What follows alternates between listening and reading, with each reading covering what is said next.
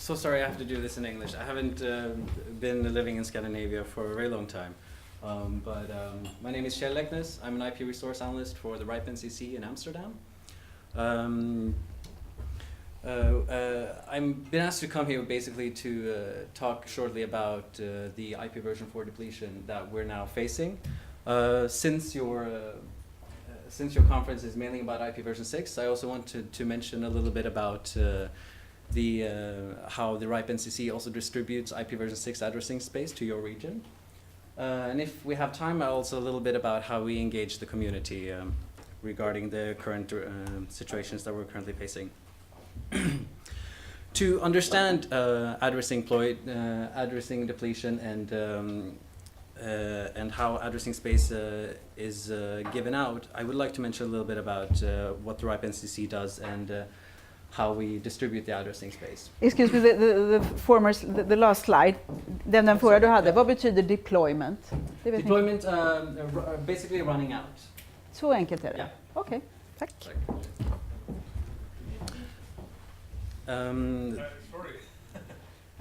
depletion is running out, I guess. Depletion.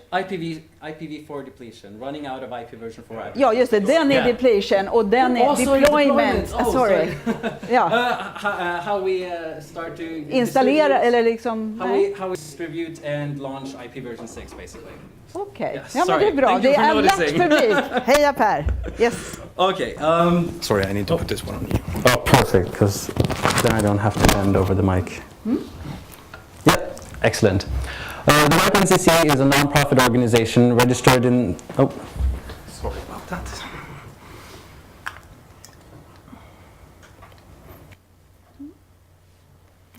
Yeah, is that better? No? Testing? Yeah? Perfect. The RIPE NCC is a non-profit organization registered in the early 90s in Amsterdam. We have over 6,500 members in 75 countries. But most importantly, we are one of the 5 regional internet registries in the world. We used to also cover Africa, but they became their own region in 2005. This is the hierarchy in the way IP addresses are distributed. IANA in the US holds all the free addressing space, and then they further assign addressing space to us in the form of slash notations. The CIDR system has been invented to try and limit the amount of addressing space that is being given out. In the old days you had the classful addressing, class A, B and C, but you ended up wasting a lot of the addressing space by giving out these blocks. By slash notations we can go further and further down and just give out the exact amount of addressing space that is actually required. Now, the RIPE NCC usually requests 2 of these blocks at a time. A /8 contains approximately 16 million IP addresses. There's a gentleman agreement between all the regions that we will not request more than 2 at a time.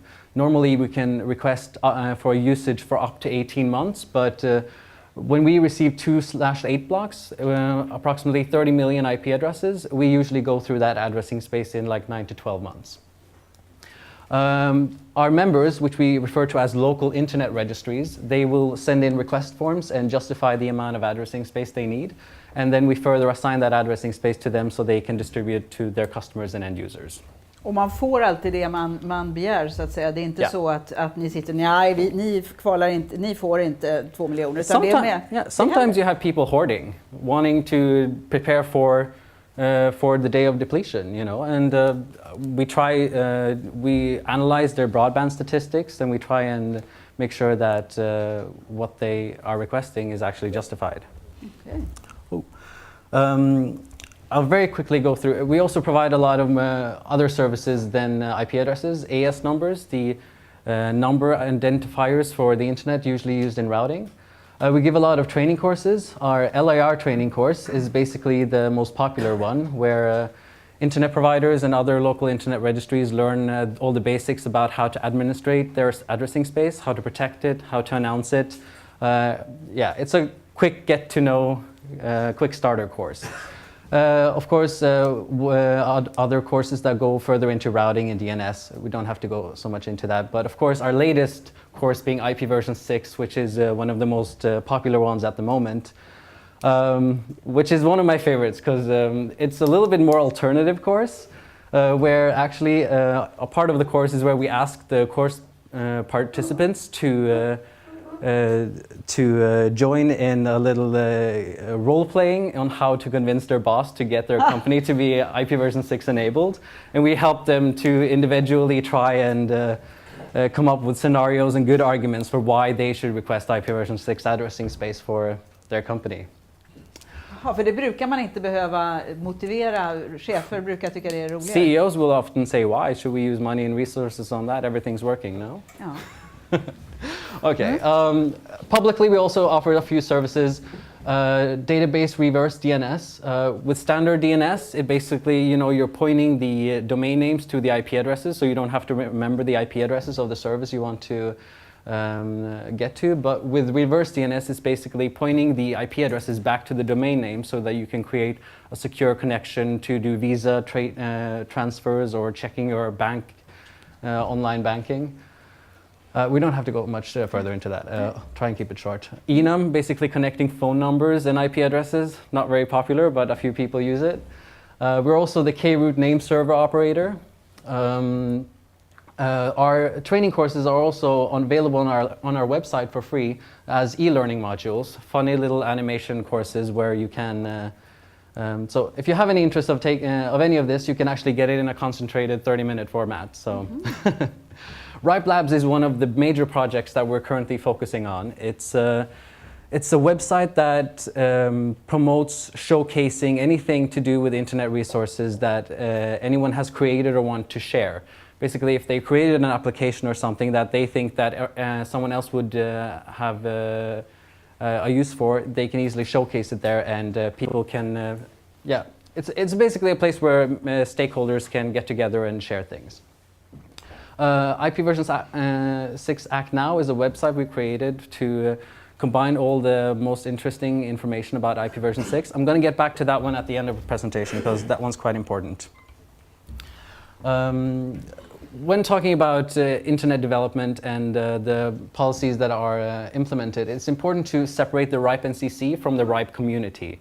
The RIPE community is a non-legal entity. It's basically a group of people coming together and discussing the current issues that are evolving on the internet. Within this community, there are different working groups. Curtis Lindquist is a chairman of one of these working groups.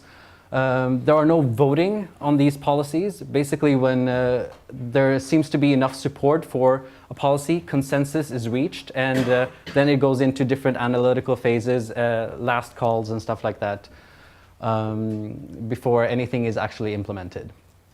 The work is mainly done on mailing list and and on our RIPE meetings. We have approximately 2 meetings a year. We had one in May in Prague, and we're going to have another one in November. Vad står RIPE för? Oh, it's French. RIPE NUX. Curtis, help me. Okej, nej, då behövs det inte. No, we never refer to the full name. Okay. It's French. Det är bra, vackert med RIPE, mogen och fin. Yeah, it is nice. Our RIPE meetings usually contain of 2 parts, being first the plenary sessions, much more like the RIPE labs, where anyone can come up on stage and showcase what they want to share with the community. And the second part being the working group sessions, where we have more specific presentations and discussions related to the specific working group areas, being IP version 4, IP version 6, routing, database, DNS. It's an opportunity basically for all the stakeholders to share information and to get the discussions speeded up a little bit. Ultimately, no decisions will actually be made on these meetings because it's very important that everyone gets to participate, and perhaps many people can't come to these meetings. So the discussions will always go back to the mailing list where decisions are ultimately being made. I know this is kind of the boring stuff, but it is a little bit important to know for what you're going to learn further on today. The RIPE development, the RIPE policy development is an open and transparent way to do things. Everything is archived publicly, and you can easily, if there's anything that's of interest, you can easily go to our website and you can see which things were brought up and taken under consideration when a policy was implemented. It's a bottom-up process. Basically, someone has a good idea of something that should happen, so it starts from the bottom up with the people. And once something has enough support, the RIPE NCC, which is the secretarial role to the RIPE community, will draft a formal proposal. And that proposal will then be presented to the mailing list. It will be discussed, perhaps changed, and then filter up where we implement it. Sometimes these proposals have a global impact, and then the same proposal will be independently discussed in each region. And once it has reached consensus in all regions, it will filter up through the regional internet registry system up to IANA and ICANN. So it's basically, the IP addresses are a public domain, and it's important that it comes from the public what will happen to it. It's not someone that's sitting on a large piece of addressing space and then getting to decide who gets what. And För det är mycket makt i det naturligtvis, att ha den här och att fördela. yeah, the telcos got the phone numbers, right? So I mean, oh, I shouldn't get too political. Now, IP version 4 depletion, the main part that we came to talk about. Here you can see an overview of how things were 5 years ago. You can see only a quarter of it was distributed through the regions. A large chunk of it belonging to the central registry. This is basically addressing space that was given out before the regional structure came into place. We've spent a lot of time to filter through this and giving it to the regions that it belongs to. You will see that there's a little piece called Other. These are basically global addresses that are very well utilized throughout the world, being multicast or private networks. For the technicians here, you know, 10.00 when you configure your Xbox to your to your home computer. But more importantly, of course, you could see that 25% of the addressing space was still available. Unfortunately, today, the picture is quite different. Hoppla. We currently only have 6% of the IANA free pool left, and the following things we know for sure. Globally, we consume approximately 10 blocks of /8s per year, so 10 times 16 million. Men är det en linjär ökning eller är det en exponentiell? I can show you actually on the next slide. I have a nice graph of it. Just quickly, there are currently 16 /8 blocks left in the IANA global pool, and it is expected that the IANA free pool will run out in August 2011. That doesn't mean that we won't have any IP version 4 addressing space left then, because we will still have our pool in our region and continue to distribute it. But it is only a matter of time until finally then we will also run out of space approximately 1 year later.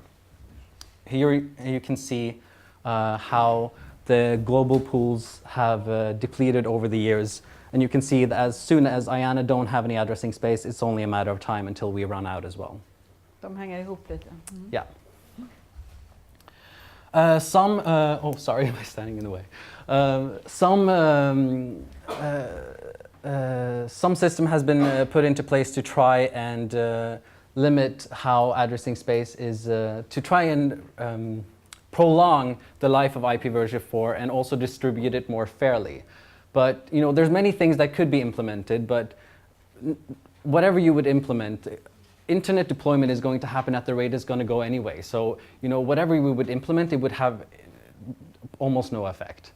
But we can prevent that a large telco will come in the end and say, oh, we're planning this new service, thank you very much, nothing is left for you and nothing could be planned.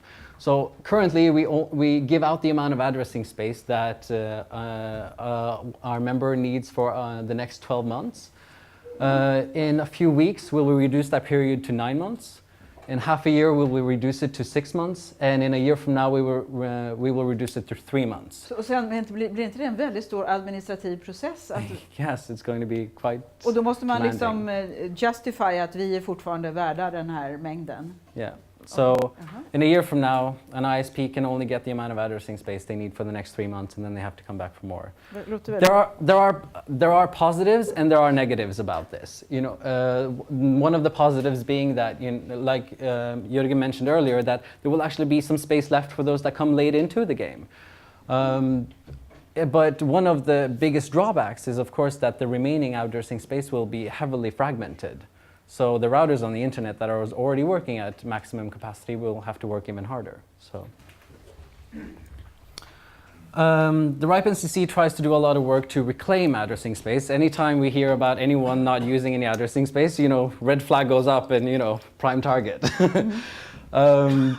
From those that end their membership or have stopped paying, we try and follow up as good as possible. We've managed to, in the last 3 years that we've really been focusing hard on this, we've managed to get back over 5.5 million IP addresses. This is a number. It's not really anything to compare if this is a good result or a bad result. We can't really compare it to anything. But if you think about that, we give out over 40 million IP addresses a year. Suddenly 5.5 million doesn't seem that impressive. I hope that I'm doing good on time. I'm losing longer than I'm thinking. Once the IANA only has 5 blocks of addressing space left, it will be equally distributed or to the different regions. We are free to do whatever we want with this last block, and there's been many proposals discussed what to do with this addressing space, but there's only one proposal that is now active and being discussed. These are the highlights of that proposal. Our members can only receive 1 allocation from this block. The maximum allocation size is /22, a little bit over 1,000 IP addresses, and it will only be available to those members that have already received an IPv6 allocation. That doesn't mean that the people have to have deployed and be using IPv6 addressing space, only those that have received an allocation, so that they can, one of the requirements to receive an IPv6 allocation is that they plan to deploy IPv6 within the next 2 years. So it's basically those that are having IPv6 deployment in sight. Men om man säger det då, att vi kommer att göra det inom 2 år, sitter ni just och kollar upp att man gör det, så att man inte bara säger att vi fyller upp kriterierna men inte faktiskt exekverar sen? Well, that question has actually never been in focus, because all you want is just to deploy IPv6. That has been the focus now, So you want to give IPv6 addressing space to everyone that that wants it and that has a need for it. I mean, there's certainly no depletion worries when it comes to IPv6, but with this kind of proposal, yeah, we probably have to start thinking about it. But this won't go into effect for approximately another 2 years or so. Men om du tänker på den här kurvan, är det väldigt tydligt vilka som liksom vill vara med och känna att vi vill vara med och ha förberett och implementerat IPv6? Märker man det medan det finns andra som håller emot? Well, that's the beauty of it. I mean, everyone, these policies are regulated by the RIPE community and these mailing lists. So anyone can actually become a member. If there's anything in my presentation today you feel strongly about, go to ripe.net, sign up on the mailing list, and your voice will be just as important as anyone else's.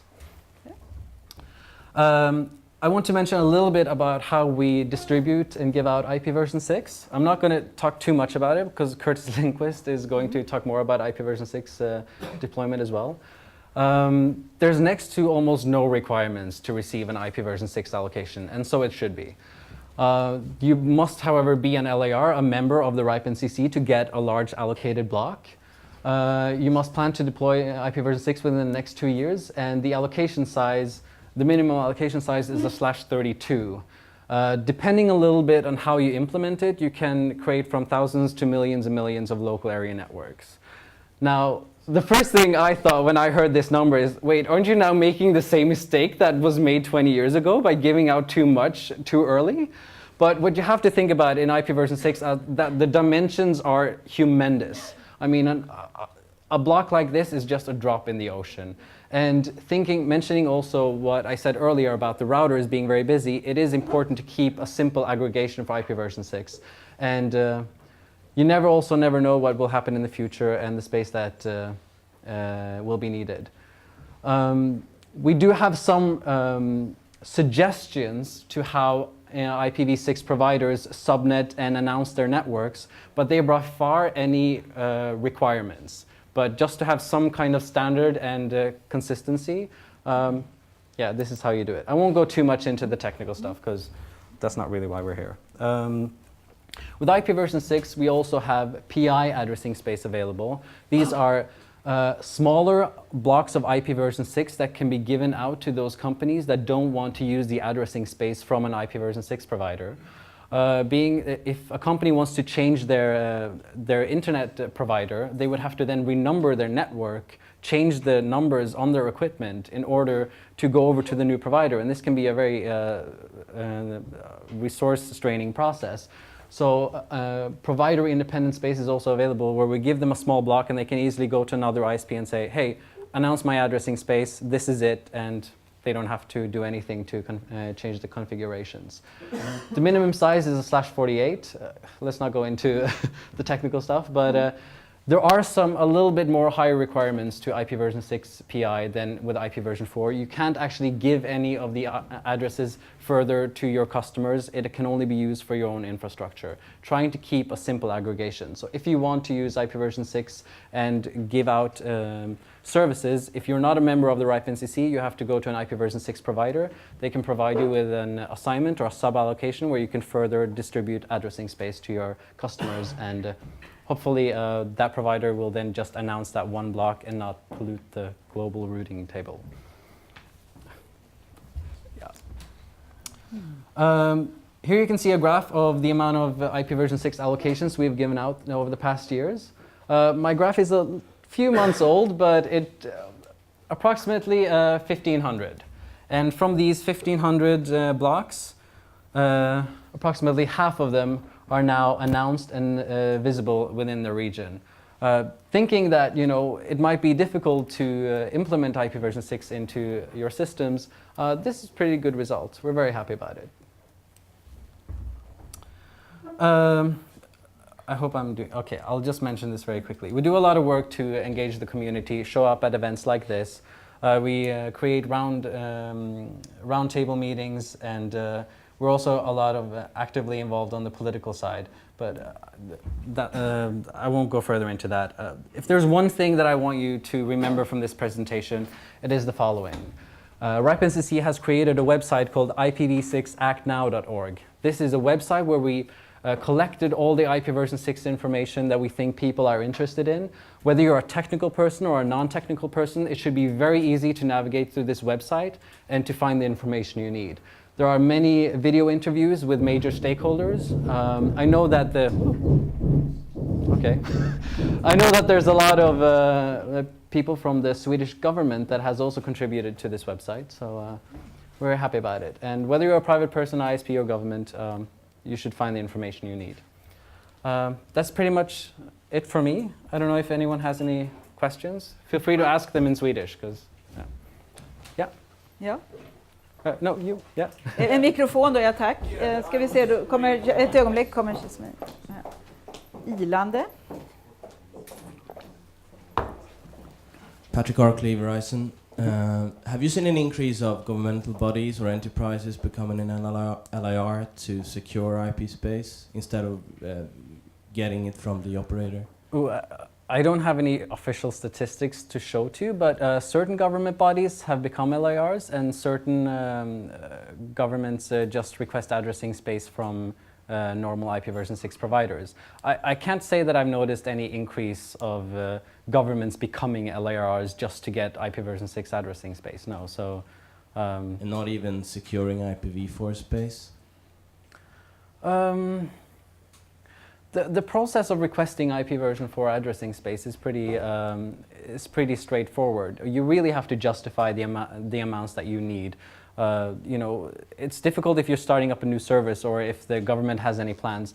I know that the German government received a gigantic block from us. They presented in our last regional meeting, really opening up and showing how they're one of the governments that has actually received the largest block of IPv6 addressing space we've ever given out. So if you go to our website, you can find presentations from them there.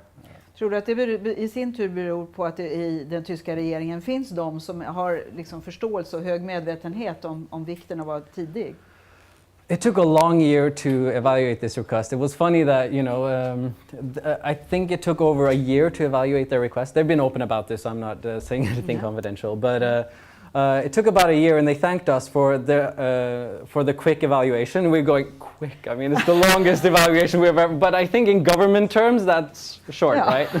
Instant. Yeah, so they spent a long time justifying it and really working on it, spending months coming back before they came back to us with the information we needed. So it was really well prepared and well justified. Sorry, any other questions? Tack så mycket, vad spännande och lockande att titta in på RIPE. Tack så mycket Kjell Leknes.